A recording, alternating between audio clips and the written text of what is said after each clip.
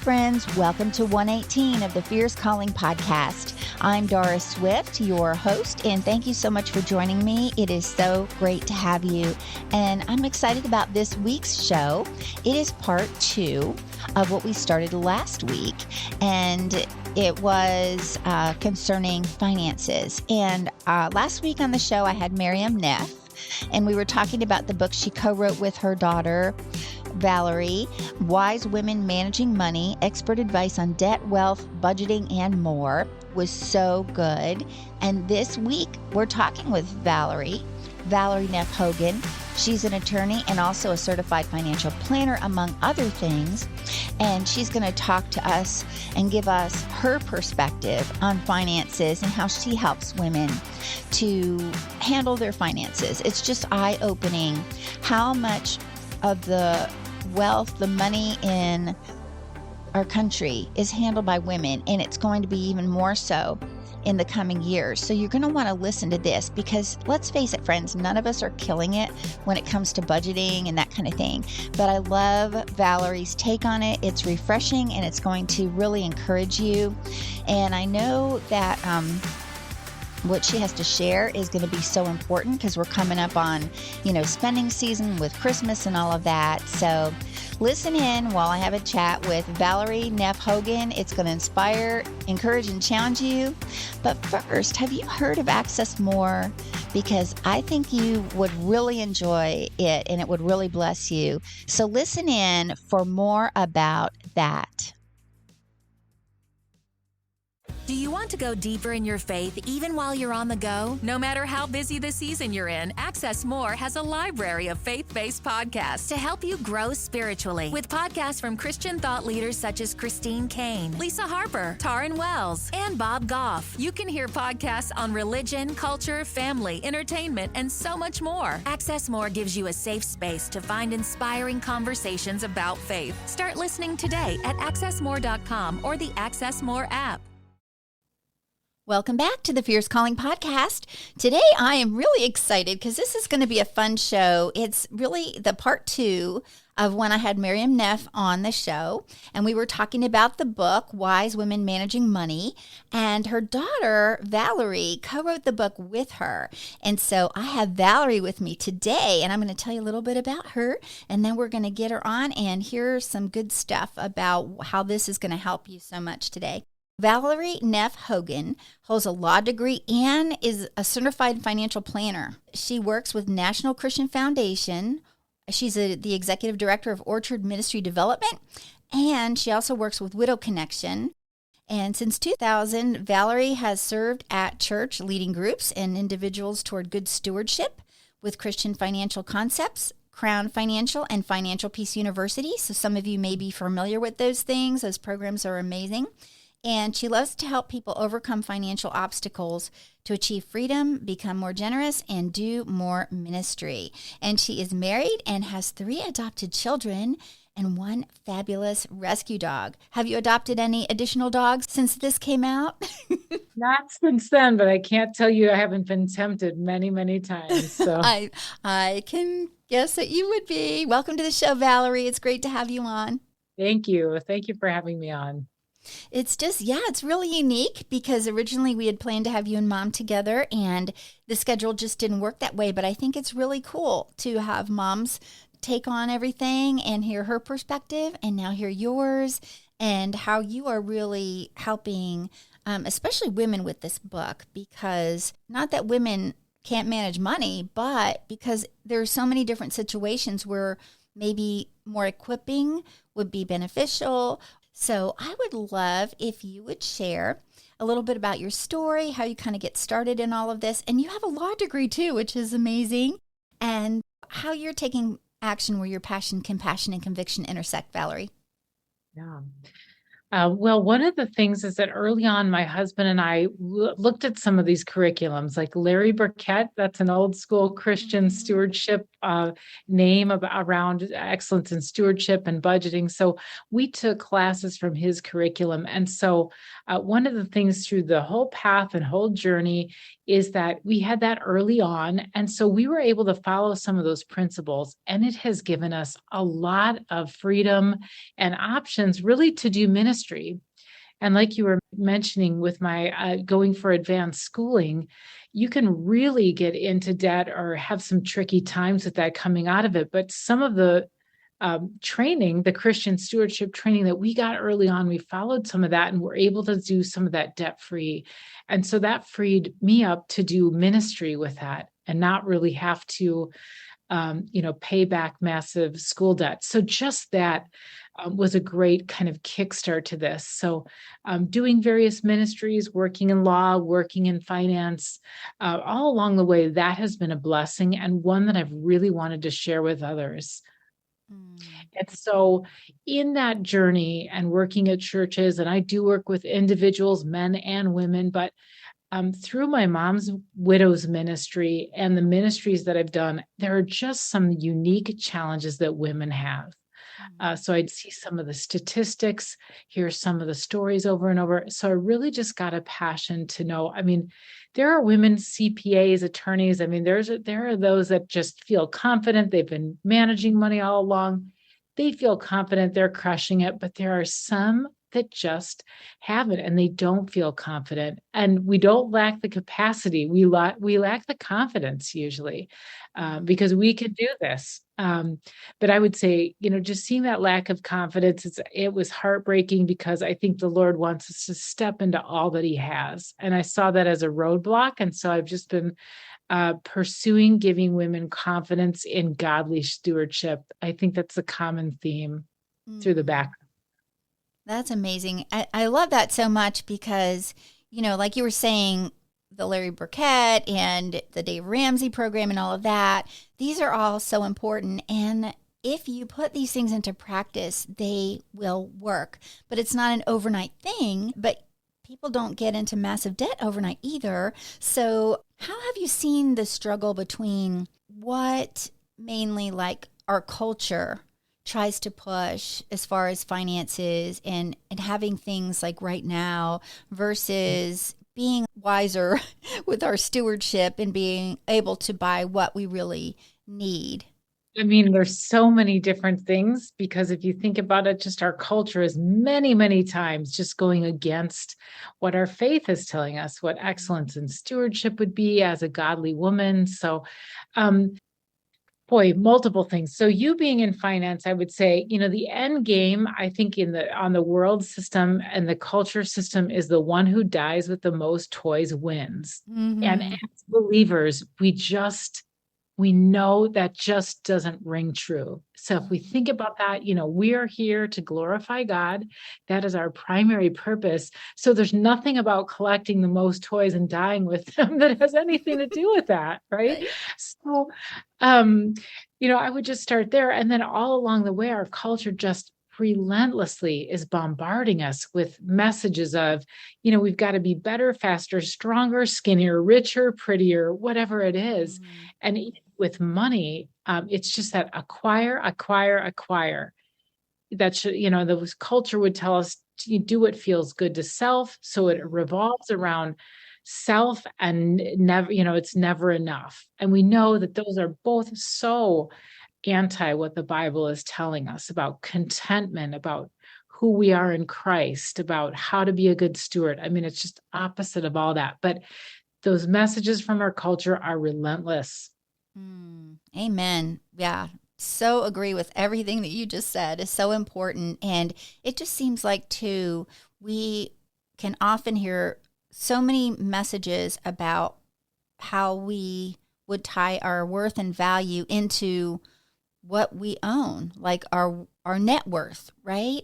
So how does that message of biblical truth incorporate into how you help? Like, say you're helping a woman who maybe is in a lot of debt, or perhaps she just lost her spouse, or, she doesn't know what direction to take and she's facing quite a bit of debt, what are some things that you first focus on with her? So I would say, first of all, as you mentioned that word net worth, it's interesting because that is definitely an industry term. But one of the things I do is I just say net, because as believers, we know that worth has absolutely nothing to do with what we've stockpiled, right? Thank you for listening to this episode that is part of the Spark Media Network that can now be heard on the Edifi app.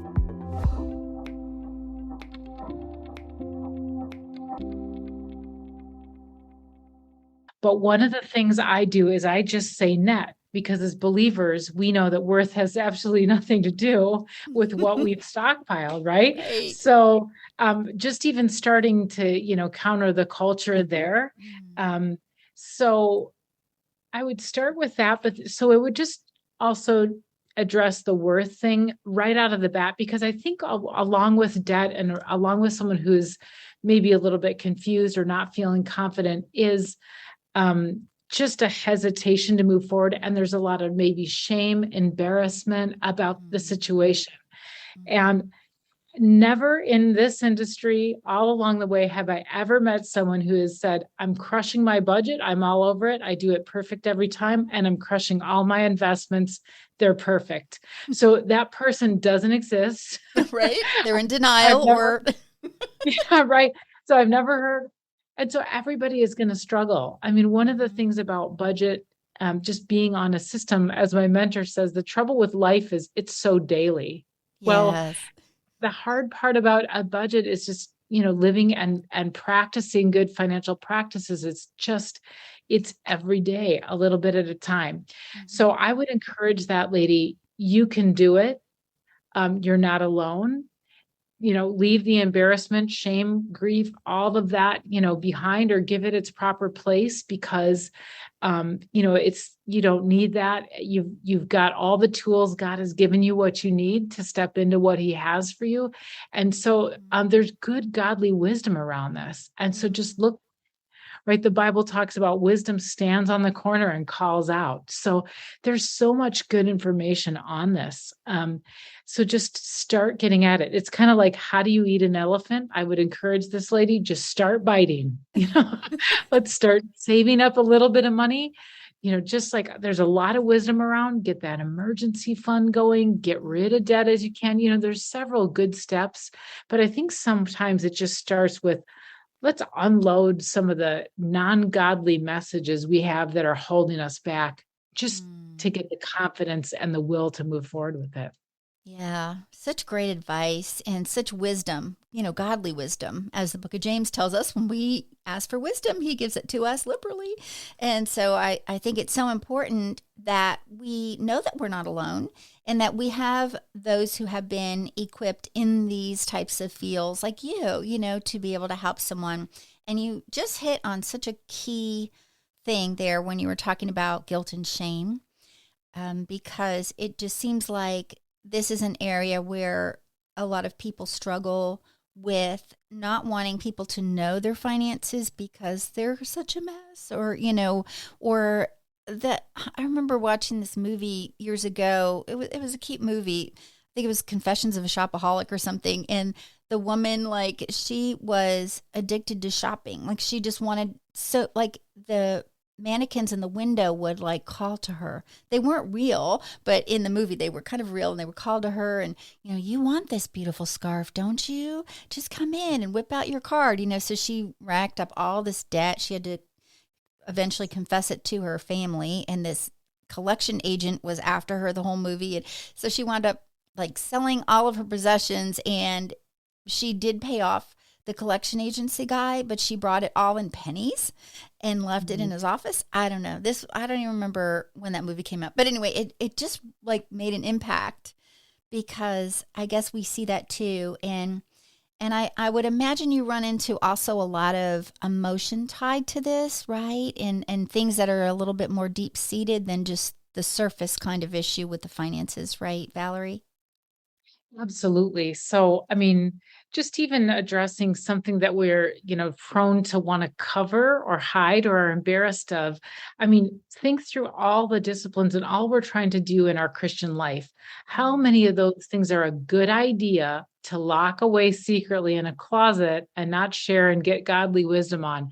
Much mm, of the time, nothing good happens with that. So, yeah. and I think too, I mean, some of that is about identity, some of that embarrassment, and we just need to come to grips with, hey, this is where I'm at. And I know that God can bring me forward. And a lot of folks are in a similar situation, and it's not a reflection of who we are or who we are in Christ. Mhm. So, I mean, that's a starter. But we say emotions can be big time budget busters. So that's a Mhm. buster right there, just feeling embarrassed and not wanting to address anything.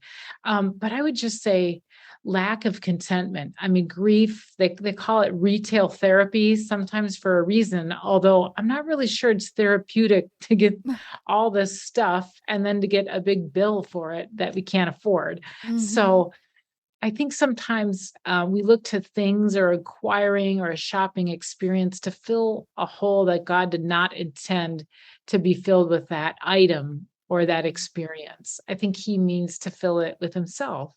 And Yeah. so that's another way that emotions can just kind of bust up our budget and not do it any good. I'd like to say on the flip side, contentment and godly contentment is the friend of the budget. Think of how good that is for a budget when you're like, oh, no, thanks. I'm content with what I have. I'm good. Mm. Um, Yeah. It's so good. It seems like you were saying earlier how you were talking about how you and your husband had worked through some things, learning these principles early on and applying them, and it brought freedom.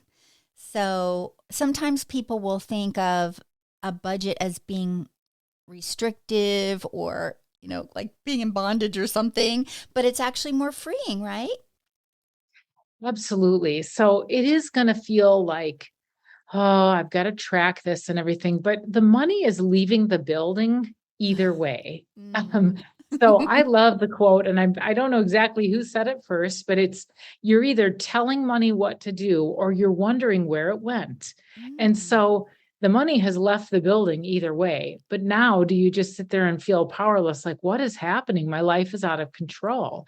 Yeah. Or are you saying, I'm going to tell that dollar where to go. So and if you don't like the word budget, let's call it a spending plan. Hmm. I'm going to tell that dollar where to go, and I'm going to tell this dollar where to go. So you're like that. Those dollars are not the boss of you, as we would say when we're little. You Yeah. are the boss of them. Yes, that is great. I love how you were talking about it being a plan because it is important to have a plan, right? I mean, really, Yes. it's so important. And I do love so much that you and your mom wrote this book together. So, what was your experience with when this idea first came about that you would do this and put this information together in a book with both of you writing it? Yeah, this experience with working with my mom was, it began early on in her widow's ministry where she kind of would, I would say, almost look over the backyard fence and just say, Val. And so with the law and finance, she would say, this widow is experiencing something. I think it might be fraud. Tell me what you think Mm, about this, or you're in the financial industry. Tell me about this. And so that's kind of how it started. And so we made a 1 minute feature. We would hear stories and questions over and over again, similar ones. So we made a radio feature. It was a 1 minute radio feature, which is still Wise Women Managing Money. It's still out there now on several stations. Um, we turned that into short videos for her website. mhm. And so those were 5 minute videos. And then the publisher that published this, Moody Publishing, came to us and said, this really needs to be a book. And our first thought was, no way. Neither one of us have time. Mhm. My mom has written 11 books and she knows what's involved in writing a book. And I had not before, but I thought, well, I wear a lot of different hats. I'm not sure that I want to add author to Mhm. that hat, you know? Um, so but nevertheless, here the book is. So we did Mhm. this, and we just hoped that one of the things we've done with the book is we've donated all the proceeds to increasing women's financial literacy. So the great thing Mm. about this book is we don't have a pressure really to sell it. We just want it to go out into the world and do what God has intended for it to reach. And for that to just perpetuate more women's godly stewardship and financial literacy. That's beautiful. And I love how you said that you weren't really planning to be an author, but how many times women are doing things they never aspired to do, but God. God has this plan and this idea, and he puts things into motion. And as his kids, for us to walk in obedience and by the Spirit's leading. And it's such an important message. And it covers a lot of different things, right? So it covers not only a budget, but it covers, the credit cards and also other things, right? Like insurance and things like that. Yes, we kind of walk through a lot of the basics. So it is a flyover, but just a lot of things that are fundamental. So the budget or the spending plan, for even taking it back to assessing where are we at? Do we have one place to put financial documents? Should we gather things? Do we know our situation? So it's kind of taking stock, and then what are we going to do about it? And then all the biggies: buying a house, getting insurance. What about a car? What about investments? What about saving for big things like college saving for kids, that kind of, so and then what we kind of take through these steps, and we'd like to see somebody move from struggling to stable to surplus to generosity.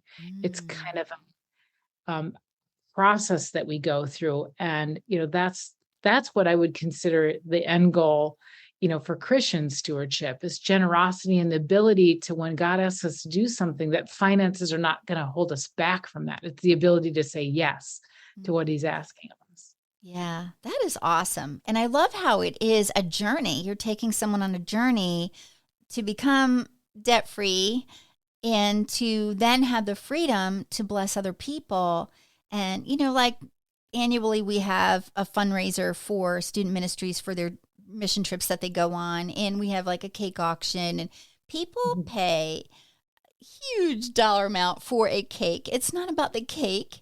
It's about giving. And it's exciting to see someone bid like $500-800 on a cake, so that they can bless it and seed it into the next generation of youth coming up, and things like that. And it does feel good to be able to give. And it's just such a biblical concept to give. And we don't only give so that we can receive, but God promises that he does that. And our security is in him, right? And I think sometimes we get that message twisted as where is our real true security, right, Valerie?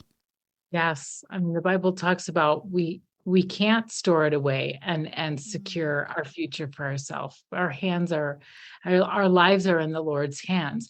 So with regard to that and security, and fear is a real thing for women with security and with finances. So I would just say, I think there's this tension that we live in, and it's a good tension between due diligence. So we're going to do the things that the Lord has asked us to do and do good stewardship. So we can't just guess that it's all going to, we need to make a good effort, but then at the same time to have faith that we do what we can, but really our lives are in the Lord's hands, and that he numbers our days. He has plans for us. They're probably not going to be exactly as we anticipated. So it's going to be the great adventure. But yeah, it's that tension between we're doing, but also we know it's in God's hands.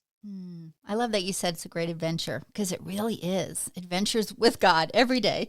It's really so cool to be able to partner with him in kingdom work. And this allows us the freedom to work toward that. And we can still serve and we can still give as we're working toward our own plan. But it just more and more, it works toward that, basically becoming a good steward of what he's entrusted to us, because it really doesn't all belong to us anyway.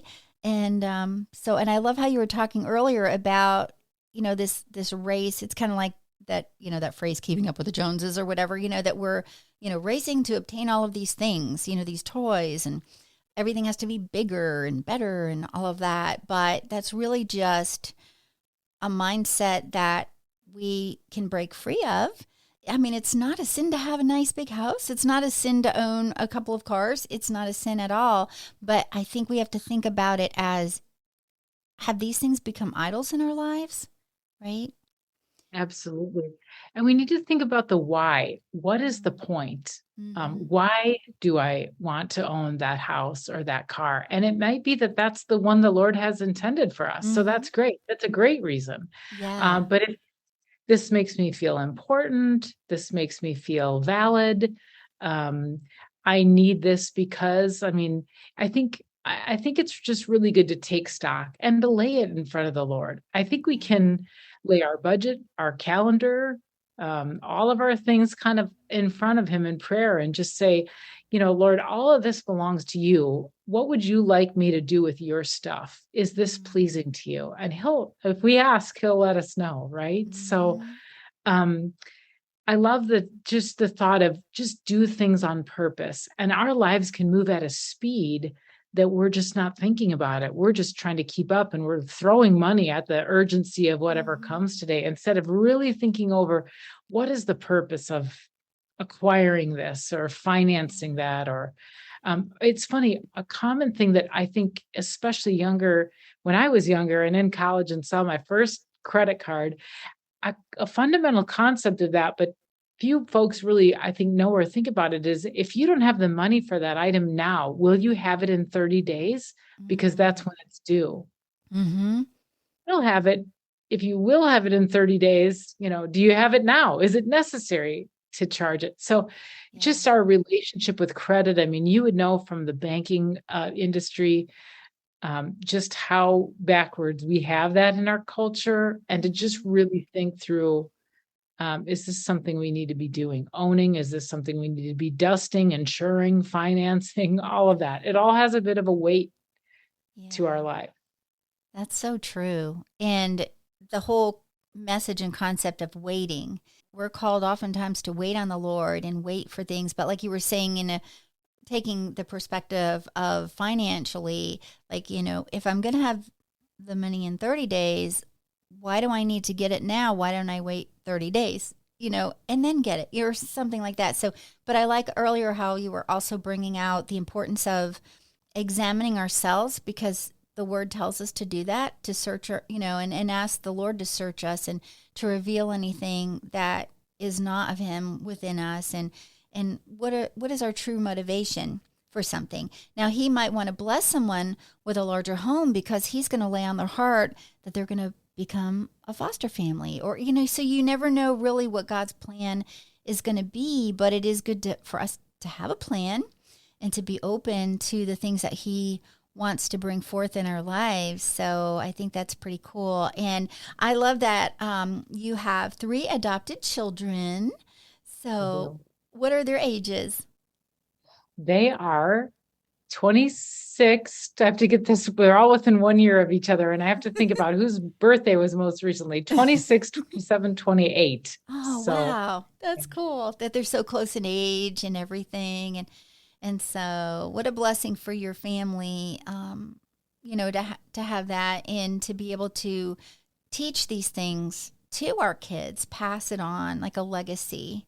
And it is really important because our kids learn from us oftentimes, how we handle finances. And sometimes we haven't done a bang up job with different things, but it's good to be able to instill these principles in their life, and live a life of integrity and to be able to honor God, with our finances.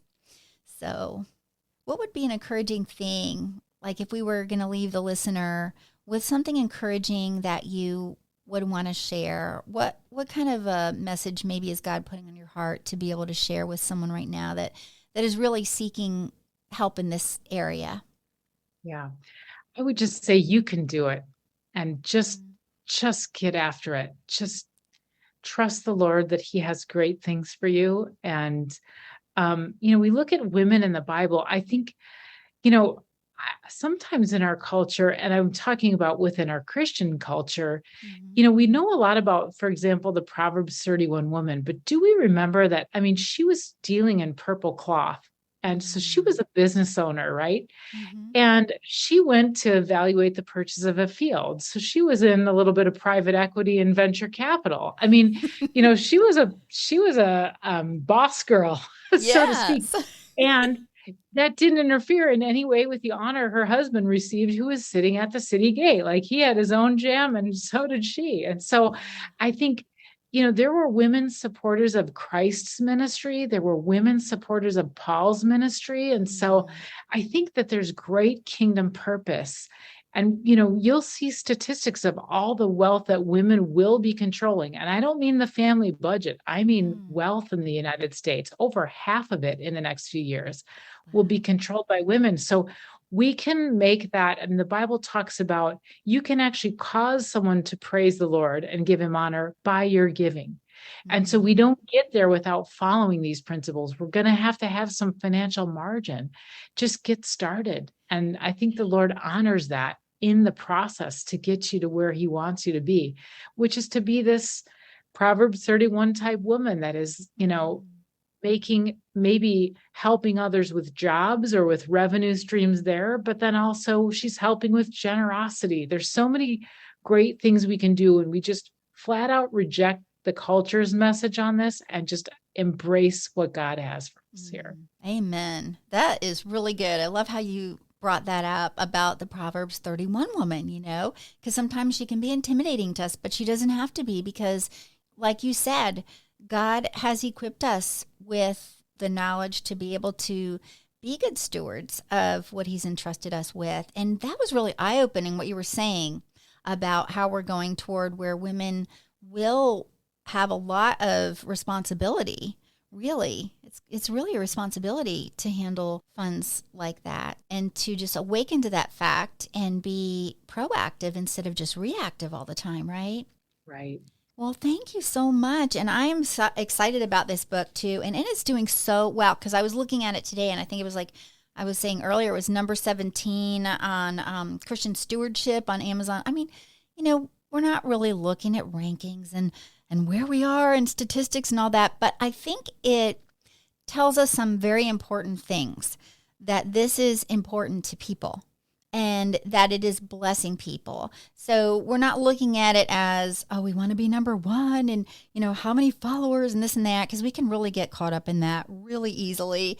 But the fact being that this book is so needed, and I'll have all the information about the book in the show notes, but how can the listener connect with you, Valerie? Oh, yeah. We have a website, Wise Women Managing Money. You can find information through Widow Connection. I'm on LinkedIn. So you can look for the book. It's not only Amazon, but Christian Book and Moody Publishers. And so would love to connect. So I would say look for our information there. Great. Well, as I said, I'll have the links for the book and also for your site in the show notes, so people can find you and connect with your mom, Miriam. And this has been just a great, kind of a little mini series that we did on finances, but it's so important to be able to talk about that. And as you were saying earlier, to encourage women in whatever God calls them to do. They might not be called to sell purple cloth. They have gifts and talents that he has given them, which is also something that we need to be good stewards of. The gifts that he has given us that are not, financially necessarily, but also the gifts he's given us to use in our calling. And so whatever he calls us to do, we can bless other people with it. So I just love what you're doing. I have a heart for this, for sure. And I know that we're going to hear some great feedback about your book and, about how this episode has really encouraged the listener today. So thank you, Valerie. I hope to have you on again. Oh, thank you for having me on. I'd love to. That would be great. And maybe next time we'll coordinate it so we could have you and Mom at the same time, or however the Lord leads. Wow. That'd be fun. She's a force to reckon with in the greatest way. So I'll have a great time if we're on together. Hope that can work. Yeah. And it's been such a joy and a blessing having you on. And she told me it would be, that I'll have a lot of fun talking with you, and I sure have. So I just really appreciate that. And so Thank you for being on the show, and we will talk soon, friend. All right. Thank you. Thank you so much for listening, and I hope that this episode really gave you some great ideas and inspired and encouraged you to take action with the money that God has entrusted to you, and that we can get out of the worldly mindsets about having to buy so many things that we really don't need, that are just temporal, that are not the treasures that we're storing up in heaven, because that's what the word says. We need to store up our treasures in heaven and not our things here on earth that can just, let's just face it, they're gone. They're gone. We can't take them with us, and they are not eternal. And I love the quotes in the show. I love where Valerie said, godly contentment is the friend of the budget. She also said, if you don't like the word budget, let's call it a spending plan, which is awesome. And she also said, Lord, all of this belongs to you. What would you like me to do with your stuff? We can pray that prayer every morning. We can pray the prayer like, God, show me your divine appointments for me today. Open my eyes to see eternal things and to see people through your eyes. And let me know what you want me to do with your stuff today. That is awesome. So friend, I really, really enjoyed having both these ladies on, and go back and re-listen to Miriam's and then listen to Valerie's again for some really great tips on budgeting, spending plan. And I hope you join me next time when I talk with another woman who's taking action where her passion, compassion, and conviction intersect. Until then, friend, have a blessed week, and I'll talk to you soon.